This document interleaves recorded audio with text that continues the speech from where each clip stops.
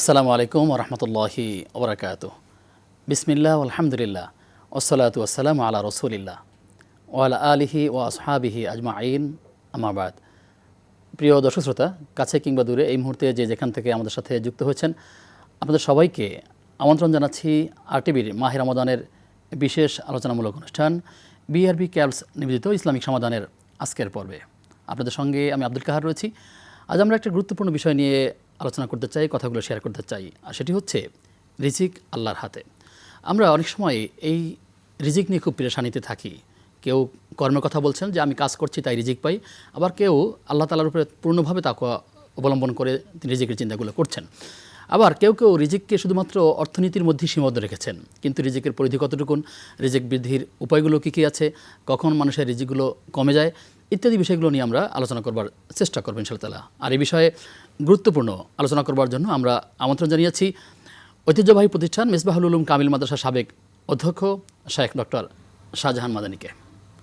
আসসালামু আলাইকুম রহমতুল্লাহি ওবরাকাতুহ। ওয়ালাইকুম আসসালাম রহমতুল্লাহি ওবরাকাতুহ। আহলান সাহলান মারহাবা, কেমন আছেন?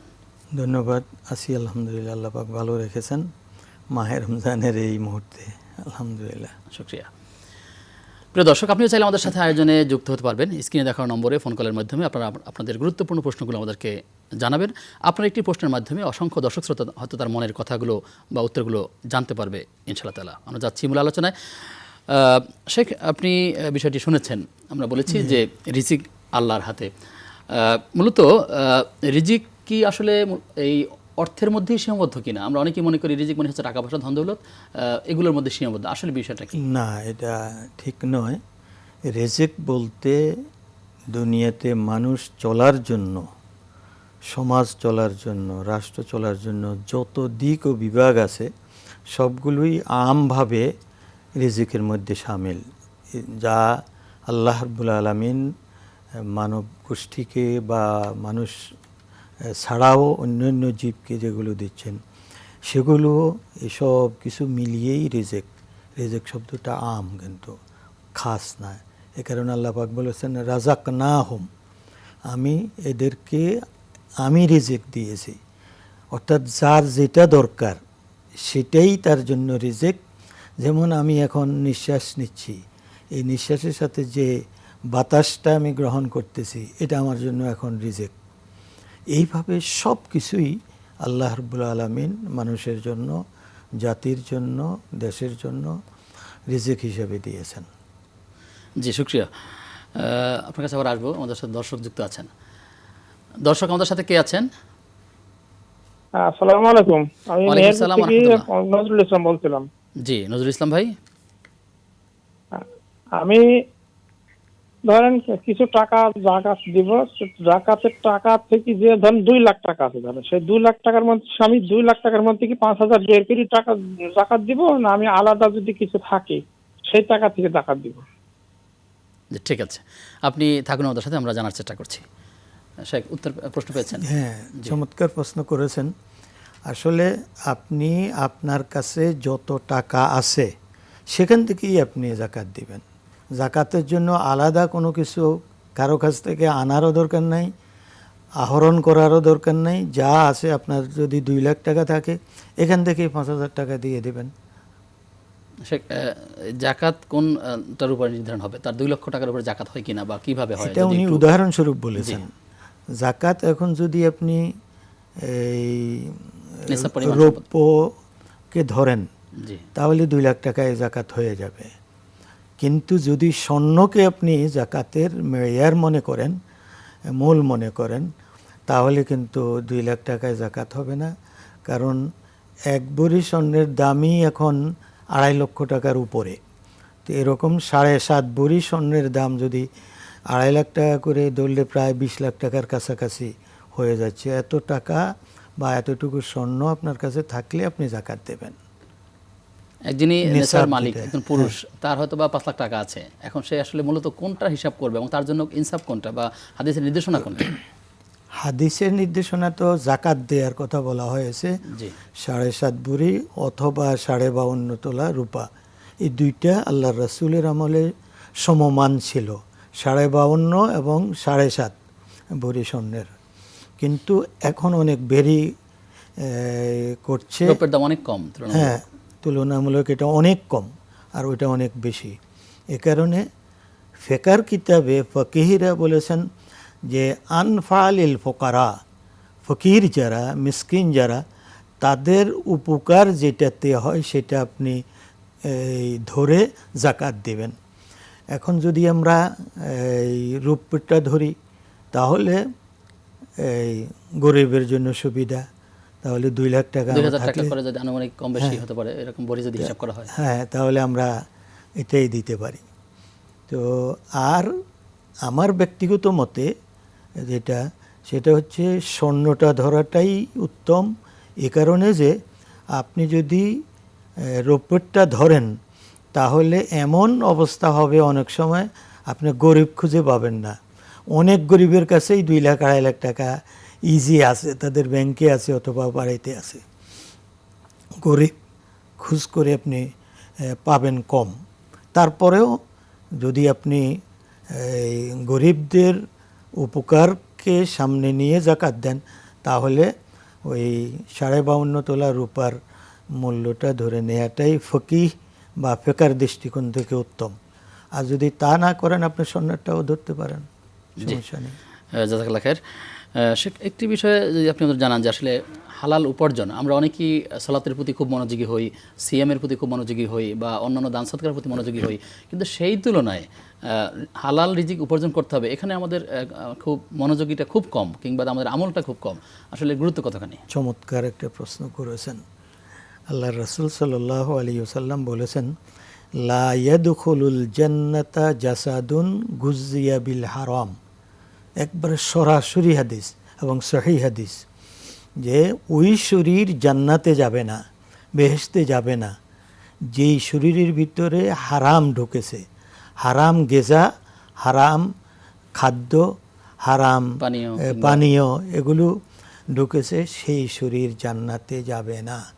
এই হাদিসটা কত মারাত্মক, যে হালাল রুজি এবং হালাল অর্জন এবং সাথে সাথে হালালটা নিজে খাওয়া, নিজের পরিবারকে খাওয়ানো, নিজের পরিবারের ভরণ পোষণ ইত্যাদি দেয়া, এটা ফরজের উপরে ফরজ। আমরা দর্শক আছেন, দর্শক কে আছেন, আপনার জিজ্ঞাসাটা কি?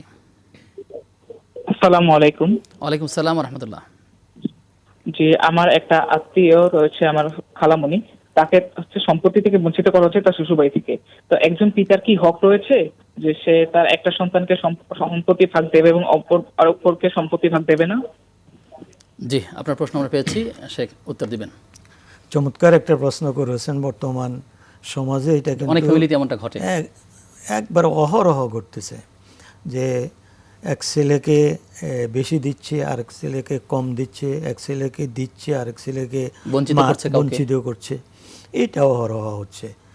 এটা কাল কিয়ামতে মেয়েদেরই বঞ্চিত করা হচ্ছে বেশি। হ্যাঁ, এটা যারা করছেন তাদের উদ্দেশ্যে বলবো যে কোনো অবস্থাতেই, যেহেতু সম্পদটা আপনার নিজের নয়, আপনাকে পরিচালনার দায়িত্ব দিয়েছেন মহান রব্বুল আলামিন, রিজিকের মালিক তিনি, কিন্তু এসব কিছুর মালিক তিনি। এই কারণে কোনো ব্যক্তি যদি মারা যায় তখন বলা হয় ইউসিকুমুল্লাহু ফি আওলাদিকুম লিজ্জাকারি মিসলু হাজ্জিল উনসাইন। যখন মানুষ মারা যায় সেই ব্যাপারে আল্লাহর নির্দেশনা হচ্ছে পুরুষ 2, মেয়ে 1 পাবে, মানে অর্ধেক পাবে মেয়ে আর পুরাটুকু পাবে ছেলে। এইভাবে বন্টন নীতি আল্লাহ পাক ঘোষণা করেছেন। এই কারণে যে মানুষ মরে যাওয়ার সাথে সাথে এই রিজিকটা কিন্তু যা আমি রাখলাম দুনিয়াতে, এসব কিছুর মালিকানা আল্লাহর কাছে চলে যায়। তার বন্টন নীতি অনুযায়ী বন্টন করতে হবে। এর ব্যতিক্রম যদি করে সে ব্যক্তি জালিম হয়ে যাবে। এরকম পরকালে তার জবাবদিহিতা কেমন হবে? অবশ্যই জবাবদিহি করতে হবে। ওই সন্তানরা যাদেরকে বঞ্চিত করেছে তারা ধরবে যে এখন তো আর তুমি সম্পদ আমারে দিতে পারবে না, সম্পদের বিনিময়ে তোমার নেক যা আছে ওই নেকগুলো দাও, আমি জান্নাতে যেতে চাই, আমার কিছু এই শর্ট আছে, শর্টগুলো পুরা করতে চাই। এ কারণে খুব মারাত্মক অবস্থা হবে এই হকটা। সম্পদের বেলা আল্লাহ তাআলা আমাদেরকে আসলে ন্যায় ইনসাফ করার, বাবাদেরকে একবারে সঠিকভাবে করতে হবে। এই যে মেয়েদেরকে ঠকায়, এটাও জায়েজ নেই। জি, তারপরে ছেলেদেরকে কম বেশ দেয়া, কোনোভাবেই এটা করার সুযোগ নেই। না, সুযোগ নেই। প্রিয় দর্শক কে আছেন আমাদের সাথে? আমি রাজশাহী থেকে সিয়াম বলছিলাম। জি প্রিয় ভাই সিয়াম, রাজশাহী ধন্যবাদ থেকে সিয়াম আপনাকে। বিষয় হলো আমার আব্বু হলো চুলের ব্যবসা করে। হ্যাঁ, এটা কি হারাম না হালাল হবে? কিসের ব্যবসা? চুলের বুঝতে পেরেছেন শব্দটা? চুল চুল, মাথার চুল। ফুল। জি জি জি, মাথার চুলের ব্যবসা করছেন। আচ্ছা, জি বুঝতে পেরেছি। এটি আসলে বৈধ কিনা, তাই তো? জি প্রিয় দর্শক, আপনারা দেখছেন বিআরবি ক্যাবলস নিবেদিত ইসলামিক সমাধানের আজকের পর্ব। সময় হয়েছে একটা বিরতির, ফিরছি কিছুক্ষণ পর, সাথে থাকুন।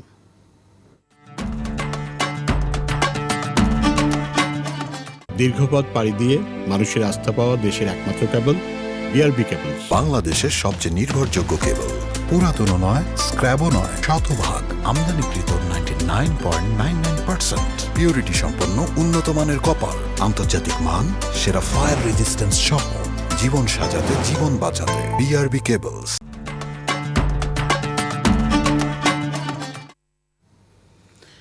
বিরতির পরে সবাইকে আবারও আমন্ত্রণ জানাচ্ছি বিআরবি ক্যাবলস নিবেদিত ইসলামিক সমাধানের আজকের পর্বে। আপনাদের সঙ্গে আমি আব্দুল কাহার রয়েছি। আমার সঙ্গে মেহমান রয়েছেন শেখ ডক্টর শাহজাহান মাদানী। ওস্তাদ, আপনাকে আবারও স্বাগত জানাচ্ছি আজকের পর্বে। আপনাকেও ধন্যবাদ। বারাকাল্লাহ ফিকুম। আমাদেরকে এক দর্শক টেলিফোনে প্রশ্ন জানিয়েছেন যে চুল কেনা বেচা, আমরা লক্ষ্য করছি বিভিন্ন গ্রামগঞ্জে বা মহল্লাতে বিভিন্ন জায়গাতে নারী বোনদের চুল তারা ক্রয় করে থাকেন অর্থের বিনিময়ে, এটা আসলে বৈধ কিনা? আচ্ছা, ধন্যবাদ। চমৎকার একটা প্রশ্ন এবং খুব প্রয়োজনীয়। এই ধরনের প্রশ্ন খুব কম আসে, তারপরেও ভাইকে ধন্যবাদ যে এই প্রশ্নটা করেছেন। আসলে যদি আশ্রানের সময় যদি কিছু চুল উদ্বৃত্ত হয়ে যায়, এটা হয়তো ফেলে দিচ্ছে, ফেলে দেওয়ার চেয়ে এটাকে সংরক্ষণ করে যদি ভালো কাজে ব্যবহার করে, যেহেতু মানুষের প্রত্যেকটি অঙ্গ কিন্তু সম্মানীয়, একবার চুল থেকে শুরু করে নখ পর্যন্ত কিন্তু সম্মানীয়, যার কারণে নখ কাটলে নখটাকে মাটির নিচে পুঁতে ফেলার কথাও বলা হয়েছে, যেহেতু মানুষের অঙ্গ এটা। সেই ক্ষেত্রে মানুষের চুল যেটা, যদি মহিলার চুল হয়ে থাকে এবং সেটা যদি আশ্রানের পরে বের হয়, তাহলে সেটা যদি কেউ ব্যবহার করলো এতে কোনো আপত্তি নেই। তবে এটাকেও মাটিতে পুঁতে ফেলাটাই উত্তম, কারণ মহিলাদের এই চুল নিয়ে অনেক সময় সমস্যা ঘটে। সমস্যাটা কি? ওই যে তাবিজ করে, কালো জাদু করা হয় কিংবা এগুলো করে অনেকে। এ কারণে এই চুলগুলোকে মাটিতে পুঁতে ফেলাটাই উত্তম। আর যদি ওই ধরনের ভয় না থাকে, তাহলে অতিরিক্তটা যেটা আশ্রানের পরে করে, তাহলে সেটা যদি কোনো কাজে ব্যবহার করতে পারে। কিন্তু ইচ্ছা করে মাথার থেকে চুল কাটাটাও মহিলাদের নাজায়েজ, আল্লাহ রাসূল বলেছেন যে মহিলারা যেন চুল না কাটে। ক্রয়ের ব্যবসায় যে চুল কিনে নেন, এই তো কেটে না নিলে আপনি বেচবেন কিভাবে, আর সেটা দিয়ে ব্যবসায়ী বা করবেন কিভাবে? এ কারণে সেটা মানুষের শরীরের গুরুত্বপূর্ণ এবং সম্মানীয় অংশ, এটা বিক্রি না করাটাই উত্তম। এবং এটাতে তার সমূহ ক্ষতিও হতে পারে, তার চুলের একটা অংশ নিয়ে তাকে বান্টনাও করতে পারে। এটা আসলে কোন পর্যায়ে, এটা কি উত্তম না বলতে হচ্ছে, এটা কি কোন স্তরের অপরাধ? এটা অপরাধ হচ্ছে ওই যে বললাম, মানুষের যেহেতু অংশ, এ কারণে এটা মারাত্মক। তাহলে এটা কি আসলে বৈধ নয়, মানে এটা করা যাবে না, মানে এই ব্যবসাটা করা যাবে না, এটাই কি আমরা বলতে চাই? হ্যাঁ, করা যাবে না, এটাই হলো মেইন। যেহেতু মানুষ হচ্ছেন আশরাফুল মাখলুকাত, মানুষকে আল্লাহ তাআলা এরকম অবৈধ ব্যবসা থেকে আমাদেরকে হেফাজত করুন। প্রিয় দর্শক, কে আছেন আমাদের সাথে? হ্যালো, আসসালামু আলাইকুম। ওয়ালাইকুম সালাম ওয়া রাহমাতুল্লাহ। আমার প্রশ্ন হলো এই যে আমার 5 লক্ষ টাকা পুঁজি, আমি এর যাকাত 1 বছর দিছি, বিধানের ব্যবসা করে আবার 5 লক্ষ টাকা আমার হাতে আছে পুঁজি, অনেক কি আর যাকাত কি এই বছরে দিতে হইব? 5 লক্ষ টাকা আপনার হাতে আছে? হ্যাঁ, পুঁজি এটা 5 লক্ষ টাকা গেছে বছর দিছি, অনেক বিধানের ব্যবসা বাণিজ্য করে আমার 5 লক্ষ টাকা আমার আছে, অনেকে এটা টাকাটা যাকাত আবার এই বছর দিতে হইব। জিজ্ঞাসা আছে? আচ্ছা, 5 লক্ষ টাকা আছে, আপনার কি কোনো ব্যবসা আছে কিনা? ব্যবসা করে আমার এই 5 লক্ষ বুঝছি, জি। আপনার কাছে যেই টাকা আছে সেই টাকা তো ব্যবসার টাকার জিনিসপত্র যেগুলো আপনার দোকানে আছে সেগুলোর হিসাব করবেন। হিসাব করে সেগুলোর সাথে আপনার এই নগদ টাকাকেও যুক্ত করবেন, করে দোকানে যেগুলো আছে সেগুলোকে ক্রয় মূল্য ধরবেন, বিক্রয় মূল্য ধরার দরকার নেই। ক্রয় মূল্য ধরে আপনার যে রসিদ আছে সেটা ধরে, ভাউচার আছে যেটা, সেটা ধরে আপনি দোনোটাকে যোগ করে তারপরে মূলটা 1 ধরবেন। বছরের যে হিসাবটি আছে সময়টা লাগবে সেটা কি এই ক্ষেত্রে- হ্যাঁ, 1 বছর লাগবে। 1 বছর মানে প্রত্যেকটা আইটেমের 1 বছরের প্রয়োজন নাই। আপনার ব্যবসা করতেছেন বছরের ভিতরে, আপনার যেদিন শুরু করেছেন কিংবা শুরু তার কাছে করেছেন কাছে। সেদিন থেকে আজ পর্যন্ত 1 বছর হয়েছে, বাস 1 বছরের হিসাব করে দিবেন।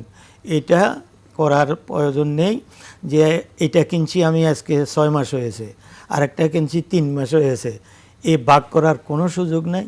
এই সব কিছু একই পাল্লাতে আসবে এবং একখান থেকেই হিসাব করে আপনি যাকাত দিবেন। জি, জাযাকাল্লাহ খায়ের। প্রিয় দর্শক, আমাদের সাথে কে আছেন পরিচয় দিয়ে প্রশ্ন করুন। সালাম আলাইকুম রহমতুল্লাহ। জি। আমি কক্সবাজার থেকে মাইনুল বলতেছি। আপনার জিজ্ঞাসাটা কি? আমার জিজ্ঞাসা হলো, আমি রাসূল সাল্লাল্লাহু আলাইহি ওয়াসাল্লামের একটা হাদিস পড়ছি, সেখানে পড়ছি যে রোজা থাকলে নাকি সকল ধরনের গুনাহ মাফ হবে। এখানে কি শিরিক, বেদাত, যাবতীয় গুনাহ মাফ হয়ে যাবে? জি প্রিয় ভাই, আপনাকে মোবারকবাদ। চমৎকার একটা প্রশ্ন করেছেন। কোন গুনাহগুলো মাফ হবে আসলে? এই শিরক এবং কবিরা গুনাহ যেগুলো আছে, বড় গুনাহ, মহাপাপ যেটাকে আমরা বলে থাকি, এগুলো ছাড়া বাকিগুলো মাফ হবে।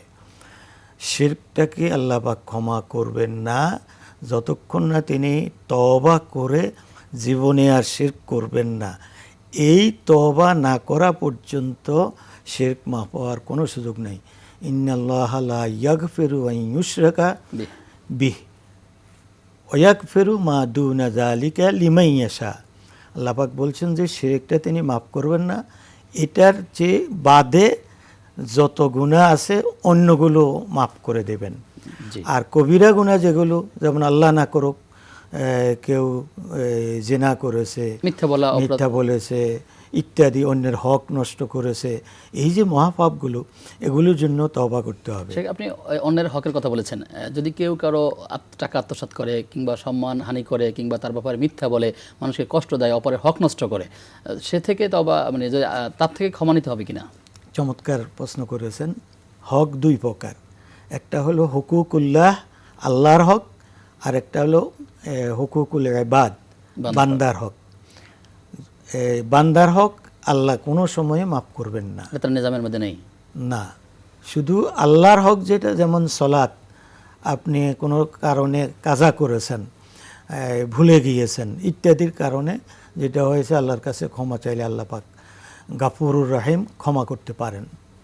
কিন্তু হুকুকুল ইবাদ যেটা বান্দার হক, যেটা বলেছেন সম্মান নষ্ট করা, কাউকে হেয় প্রতিপন্ন করা, গীবত করা ইত্যাদি, এই হুকুকুল ইবাদ বা তার কোনো সম্পদ, তাহলে কবিরা গুনার জন্য তওবা করতে হবে এবং বান্দার হক হলে তার থেকে ক্ষমা নিতে হবে। আর স্বাভাবিক ছোট গুনাহগুলো আমলের মাধ্যমে মাফ হয়ে যাবে, ওযুর মাধ্যমে মাফ হয়ে যাবে, তারপরে সিয়ামের মাধ্যমে মাফ হয়ে যাবে। আল্লাহ তাআলা আমাদেরকে আল্লাহ পরিপূর্ণভাবে ইবাদতগুলো করার তৌফিক দান করুন। দর্শক কে আছেন আমাদের সাথে? জি, আমার হলো ডায়াবেটিস, ইন্স্যুরেন্স লইতে হয়, অনেক ইন্স্যুরেন্স থেকে রাখুন দেবনি। আপনার যতটুকু বুঝতে পেরেছি যে আপনার ডায়াবেটিস আছে। ডায়াবেটিস আছে। আর দ্বিতীয় কথা হলো, দ্বিতীয় প্রশ্ন হলো, রোজা থেকে চোখে ড্রপ দেওয়া যাবে, চোখে ড্রপ দেওয়া যাবে কিনা? ঠিক আছে, আপনি থাকুন আমাদের সাথে, আমরা জানার চেষ্টা করছি।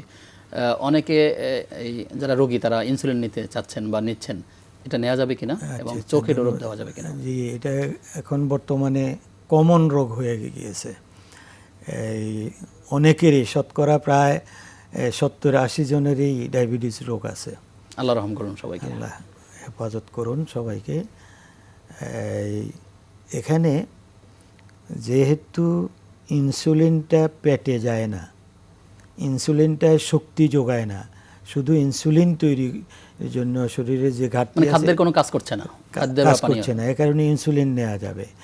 ইনসুলিন নেওয়ার আগে যদি রক্ত পরীক্ষা করতে হয়, সামান্য একটু বের করতে হয়, তাহলে সেটাও বৈধ আছে, ইনসুলিনও বৈধ।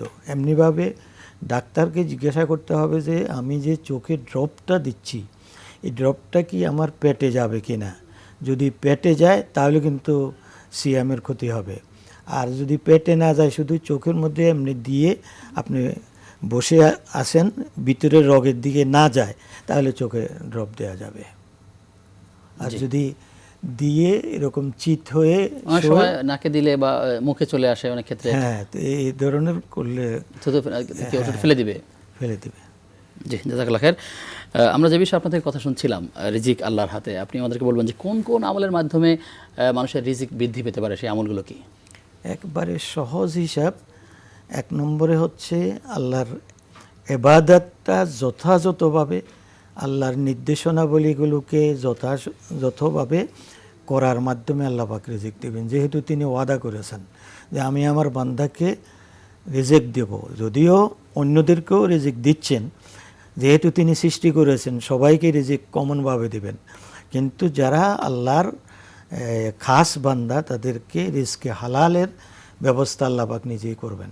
দেখেন, একটা ছোট্ট উদাহরণ দিচ্ছি, সেটা হলো এই যে সুন্দরবন, সেখানে কিন্তু এমন কোনো বাহিনী নাই সরকারের যে ওইখানে এই জন্তু জানোয়ারগুলোর রেজেকের ব্যবস্থা করবে, কিন্তু তারা নিজেদের রেজেক সেখানে আহরণ করে রেজেক খাচ্ছে। আপনার সেখানে হরিণ বলেন, বাঘ বলেন, সিংহ বলেন, সকল ধরনের প্রাণীর খাবারের ব্যবস্থা ওই বন জঙ্গলের মধ্যে হচ্ছে। এগুলো আল্লাহ রাব্বুল আলামিন দিচ্ছেন। আমরা হয়তো দেখতেছি যে আমি রুজি রোজগার করতেছি, চাল কিনতেছি, ওয়াইফ ভাত পাক করতেছে, এটা খাওয়াচ্ছি বাচ্চাকে, এটা দেখতেছি আমাদের মাধ্যমে একটা কিছু হচ্ছে, কিন্তু এরকম হাজারো প্রাণীর রেজেকের ব্যবস্থা কিন্তু আমি আর আপনি করছি না, সেগুলো মহান রব্বুল আলামিন করতেছেন। এই পিঁপড়াগুলো দেখেন কত সুন্দর। পিতামাতার কথা বলছেন যে পিতামাতার খেদমতের মধ্যে দিয়ে কি রিজিক বারাকা আসবে? হ্যাঁ, অবশ্যই মা বাবার খেদমত যদি আমরা করি তাহলে আল্লাহ পাক রিজিকে বরকত দিবেন। এই আত্মীয় স্বজনের খোঁজ খবর রাখার মধ্যে দিয়ে মা বাবা এমন যার বদদোয়া যেমন দ্রুত লাগে, তেমনিভাবে নেক দোয়াটাও কিন্তু দ্রুত কার্যকর। এ কারণে মা বাবার সাথে যেন কেউ বেয়াদবিও না করে, তাদের সেবা করতে যেন ত্রুটি না করে। আরেকটা কি বললেন যে আত্মীয় স্বজনের তাদের অধিকার আদায় করা, সরাসরি হাদিস আছে যে যারা আত্মীয় স্বজনের খোঁজখবর রাখে এবং তাদের ভরণ পোষণ ইত্যাদির ব্যবস্থা করে, আল্লাহ পাক তার হায়াতের মধ্যেও বৃদ্ধি দান করেন। যদিও কোনো কোনো হাদিস বিশারদ তারা বলেছেন বরকত এটা, আর কেউ বলেছেন না, সরাসরি তার হায়াত যদি 40 বছর থেকে থাকে, আল্লাহ পাক পারলে তাকে 50 বছর বৃদ্ধি করে দিতে পারেন। এই আত্মীয় স্বজন, পাড়া প্রতিবেশী, এদের হকগুলো যদি যথাযথভাবে একই সাথে এই কাজগুলো করবেন এবং গুনাহ থেকে তো বেঁচে থাকবেন, তাহলে রিজিকের বারাকা কমবে কি যাবে কিনা? যদি গুনার সাথে করে বারাকা অবশ্যই কমবে। আল্লাহ পাকের ক্রোধ আছে যেগুলোর মধ্যে, এগুলো করা যাবে না, আমাদেরকে দূরে থাকার চেষ্টা করতে হবে। শেখ, আপনার মাধ্যমে আমরা অনেকগুলো বিষয়ের উত্তর জেনেছি, আপনাকে ধন্যবাদ জানিয়ে বিদায় নিচ্ছি। প্রিয় দর্শক, এতক্ষণ আপনারা দেখছিলেন বিআরবি কেবলস নিয়োজিত ইসলামিক সমাধানের আজকের পর্ব। আমরা আলোচনা করছিলাম রিজিকের বারাকা নিয়ে। আল্লাহ তাআলার কাছে দোয়া করি আমাদের শেখ যতগুলো বিষয়ের উপর কথা বলেছেন, আল্লাহ তাআলা আমাদেরকে সেই বিষয়গুলো যেগুলো করণীয় আছে তা যেন করতে পারি, যেই বিষয়গুলো বর্জন করার বিষয় আছে তা যেন বর্জন করতে পারি। আল্লাহ তাআলা আমাদেরকে সে তৌফিক দান করুন। আজ এ পর্যন্তই। আল্লাহ তাআলা আমাদের সবাইকে ভালো রাখুন, সুস্থ রাখুন।